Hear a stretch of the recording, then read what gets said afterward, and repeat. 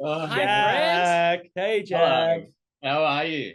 We're good, man. How are you? I'm good. I feel like it's been a while. It has been a Too while. freaking long. Too In long. fact, the last time I saw you was at Plotting You Before Good Things last year. Oh my God, you're kidding me. Yeah, that's way too long ago. That's rude. Yeah, Must it be is a even little longer rude. for me. And he Quite wasn't even frankly, there for that because he hates us. that's right. He was. Yeah. He was out and Well, about. He was living his life, living the dream. I'm a hate-filled man. What can I say? I've always said that about you. So tell us what's going on. What are you doing? What are your thoughts and feelings? Jeez, where when? I had an MRI this morning, so I'm just fresh off the cold slab. So I You feel look you look good. scanned. How'd everything go?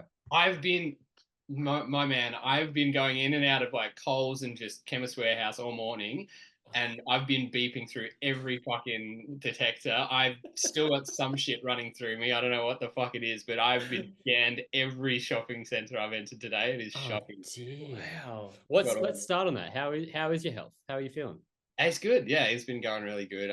Just about to, yeah, hit after Parkway. I jump in for a second round of radiotherapy. So yeah, I don't know. It's been really crazy, dude. I think it's just that first little instance. In my experience, I know it's not the same for everyone, but the first couple of weeks is just really rough. Yeah.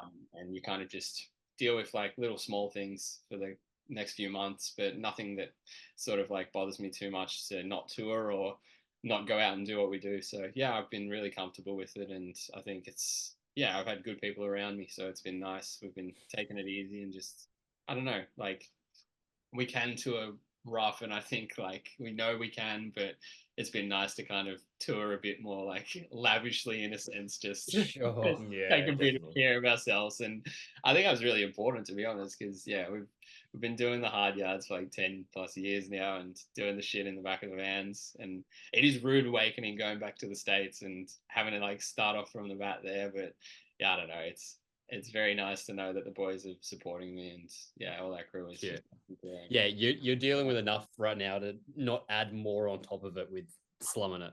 Exactly right. That's it. So that's a plus side, but otherwise, yeah, I'm feeling healthy and yeah, doing good. So that's been nice. Okay. And So it must be nice to get the go ahead as well to keep touring, especially when you get an offer as big as the one that is coming up very, very soon. yeah, that's As what I was about to interrupt with there. We're going to split this interview into two parts for those of you watching. We're going to do tour life, and then Yeah. after, we're going to talk album, and then Yeah. we'll release that at a separate date because it's not going to be out in time. Because we've heard it. I love it. Thank God someone's heard it. Yeah, so we can talk about that, but we'll save that for the second half of this. So let's talk tour stuff now. Sorry to interrupt. I'm very rude. You're fine.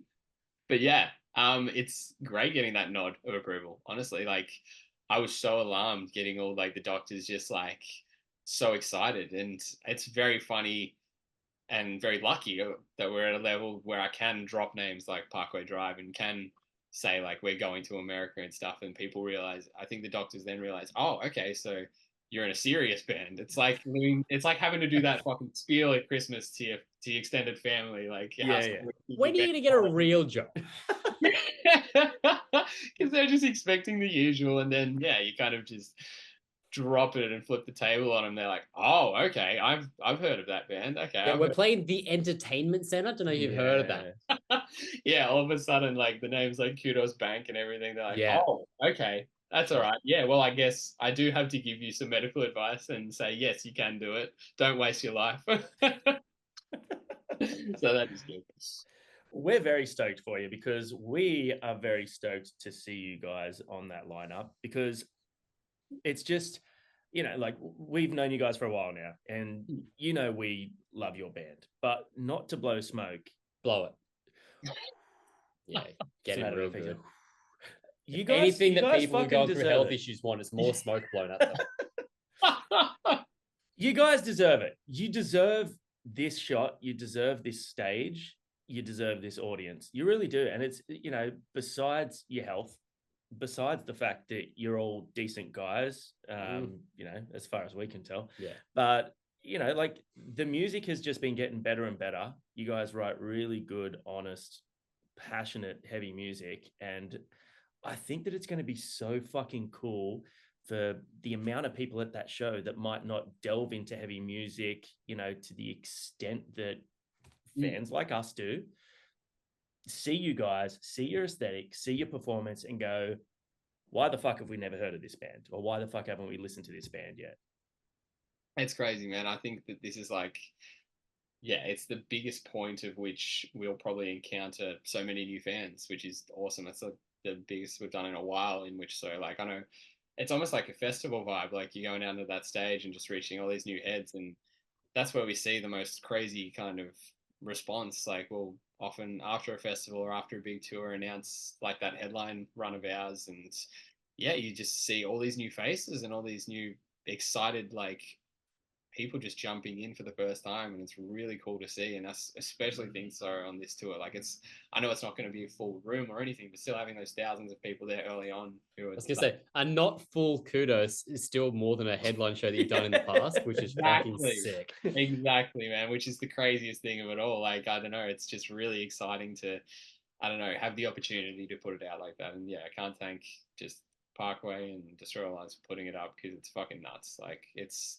literally the reason most Australian heavy musicians start being in a band like Parkway Drive, and it is fucking crazy just having the opportunity and getting the blessing, I guess, to jump up on stage and support literally our fucking country's greatest heavy music export. Like, it's not much more to that than just, yeah, it's fully blown away kind of shit. I still haven't found the words for it. It's been like a thing for months and ages now, and I still can't find the correct way to express gratitude or express thankfulness or any of the sort. But it's just fucking nuts, honestly. Like, you know how you do it, how you express it is you get up there and you fucking kick ass and you do your job, and that's all that those bands. We literally just got off the phone with Winston just then, and we were talking about it and being like, it's such a cool thing that you've got this opportunity to like open those shows with a fucking bang and get people involved and get them to the energy, because you know it's just going to lift and lift and lift. That's it, yeah. That's such a cool, exciting thing. I think that's the goal. I think we just want to get up there, and I don't know, I find like sometimes bands first on like don't necessarily get that like reception, like or don't see like the hype ground, but yeah, we're gonna do what we do and just absolutely give it to them like we usually do. So they can expect it, I guess. You know what though, like, you know, with all due respect to opening bands and yourselves included, credit's got to go to, you know, Destroy Alliance, Parkway, whoever put this lineup on, because a lot of the time when you see an opening band, it's like they're pretty good, but they're clearly an opening band. You guys are not an opening band. You guys are seasoned veterans now. You guys have paid your dues. You've done the hard yards. And I think that there's going to be a lot of people who are kind of not going to, you know, expect just how good you guys are. You know what I mean? Because you have that experience. You play well together. Your songs are tight. You all sound great. You're very handsome. That as well. Thank you so much. This is a very handsome little chat right now going on. I love it. But you're right. Like it's nuts that yeah, like we've been around the block for quite some time, and I still definitely expect people to, of course, find us for the first time, just because we're not in that bigger eye most of the time, and it's just yeah, it's really fun, I think, because the shock element is there as well, because people are like, oh, how haven't I heard of this band? Like, what do you guys think? That's even more fun to play around with, because there's a whole back catalogue that people can go through and explore, and there's a history to it, and nothing that entices people. And yeah, like it's never too late to jump on board to stuff like that. So I'm open for whenever people want to jump on, we'll be here. So yeah. So with the back catalogue being mentioned, how have you guys gone about curating the set list for this? First, what you would do for like a headline set, you're coming at it being like, we've got to get people into the band that might not have heard us. How's that conversation been amongst you guys building that out? Well, that's it. It's tricky because the new record drops mid-tour.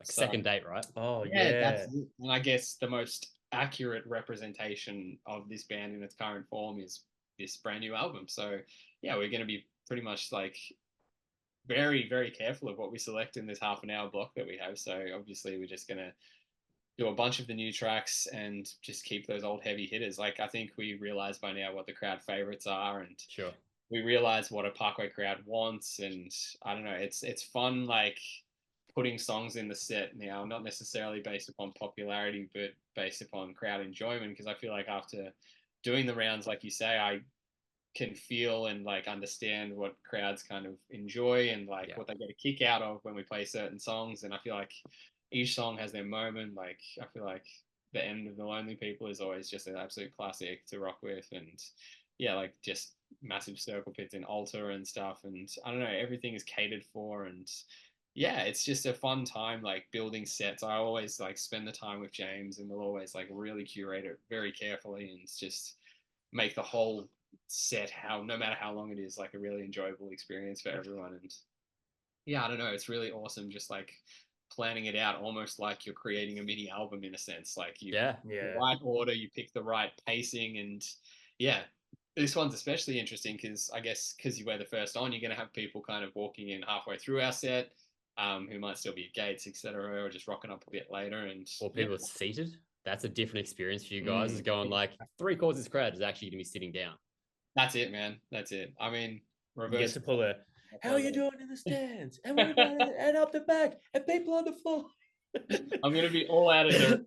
I'm gonna be I'm Now gonna be that's after this. that's another point though that I want to like talk about is the fact that like this is a big venue and a big stage. What preparation has gone into utilizing the space? Has there been any thought towards that, or is it just like Have they said this is your tiny square? Yeah. Don't fucking leave don't it. step outside the square or you might get burnt? Yeah. That's the thing. We've seen the stage space, and I think we're familiar. Like we had to set up in front of Parkway's big setup at Knotfest too. Like we're aware. Oh, yeah. Same stage. Yeah, yeah, We're yeah. aware of like the space that sort of stuff takes up, and I know like maybe I Prevail and Ghost Inside will have their business up there too. Nothing hectic, but still just it'll be strapped for space. But yeah, I don't know. We've never had an issue with that. I think yeah, like you said, I don't know, we've grown up around small spaces and playing those small stages. So whatever size we get, we just make it work. Honestly, it's Hell yeah. part of the fun, just getting up there and seeing what you got for the first time. But yeah, it's very very fun. It's always an exciting part, and I think no matter what we're going to have up there, just seeing, I don't know, that level that heavy music has actually reached in Australia at the moment of being able to play arenas and entertainment centers is just fucking nuts in its own. Not just play them, sell them out. Yeah, right. That's Yeah. fucking sick. Yeah. It's just insane. Like in a culture that we're seeing, a lot of like these festivals just shutting down in the grand escape, like your Splendors and all of these sort of Triple J backed festivals, and you're seeing a shift in the culture because for once it's not like a drinking culture that's being like bought into. It's actual Yeah. like people Come going and enjoy the music. Yeah, Yeah. it's not festival culture anymore. It's like, you know, Exactly. Like so many people you ask like, oh, what music do you listen to? Oh, I just listen to Triple J, which is great because they've done so much for the music industry, like live, and spearheaded so many bands and stuff like that. But yeah, like we just spoke about this with Winston as well, seeing the fact that like, yeah, no, Knotfest is selling out, Good Things is selling out, like Parkway's selling out, like so many heavy music tours here are selling out. Yeah. Like this is not just we're not just here because we enjoy music and festivals. Everyone in this scene legitimately, genuinely loves and needs this music. 100%, man. It's an important swing for like alternative music as well because I don't know, we've all seen this in the past. Like we've seen like back when Homebake and Soundwave and B-Day Out sort of came to a close and had their day. It's just a thing that happens. Like the music industry and the music scene adjusts with time, and Yeah. I think at the moment, like there is a massive spike for heavy and alternative music, and you're seeing all our friends go out and just crush these sold out tours, like you're saying. Even on our level, you've got like Alpha Wolf and Make Them Suffer going out and just these massive venues, and I feel like literally all our friends at the moment are just like selling out forums, and that is such a crazy thing. Like that being the standard like Melbourne venue is just like a crazy thing to just have in your regular touring schedule. And Yeah. it's These dream venues for you guys growing up have just become the norm, which is pretty Yeah. wild. And it's crazy. Even when I was growing up, I think like the biggest thing that I was seeing was 170 Russell or like whatever it was called back then, Billboard. Like it would just be I don't know, like 1,000 cap venues. That was like Yeah, the height, yeah. that the biggest thing. That was what Amity and all of that were going through, and that was kind of like that level. And now it's just reached all new heights, and all of a sudden, Parkway aren't doing the Roundhouse anymore. Parkway are playing fucking Kudos Bank Arena, and it's just, Yeah.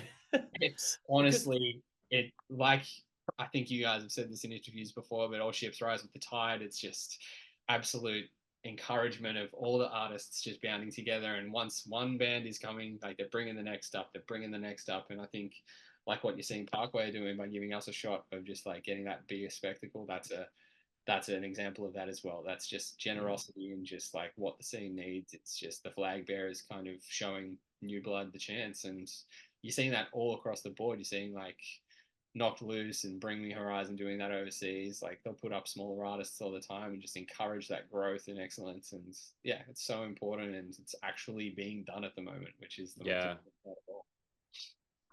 yeah, for sure. I feel like there was a period where, like this was coming towards the end of the sort of the scene starting to die out, and things like, Soundwave and stuff starting to die out.